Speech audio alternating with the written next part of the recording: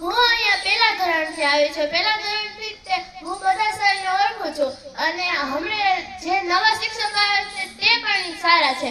હું પહેલા ધોરણમાં આવી ત્યારે અમને શાંતિ સર ભણાવતા. શાંતિ સર અમને કક્કો અને બધું શીખવાડતા. પણ ઓલું કહે છે ને મકાનનો જેવો થાંભલો ગળાય તેવું આગળનું મકાન સરખું ચડે, તો તેવી રીતે શાંતિ સર અને કાજલ ટીચરે અમારો મકાનનો પાયો સરખો ગાળ્યો છે. ત્યારે અમારું મકાન સરખું ચણાયું છે. અને પછી અમે ત્રીજું તો ભણ્યા નથી કારણ કે કોરોના કાળ હતો.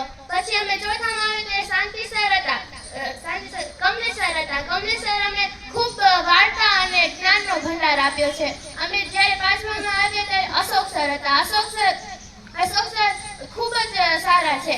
અશોક સર અમને ખૂબ સારું ભણાવતા હતા. અમે જ્યારે છઠ્ઠામાં આવે ત્યારે અમને એમ લાગતું હતું કે હવે તો છઠ્ઠામાં આવી ગયા, હવે તો શું થશે, અમારું લેસન ને બધું વધારે હશે. પણ અમને લાગ્યું કે આગળ વધી જશું. પછી અમે છઠ્ઠામાં આવે ત્યારે દક્ષા ટીચર હતા. દક્ષા ટીચર અમને ખૂબ સારું ભણાવ્યું. દક્ષા ટીચરનો સ્વભાવ સારો છે.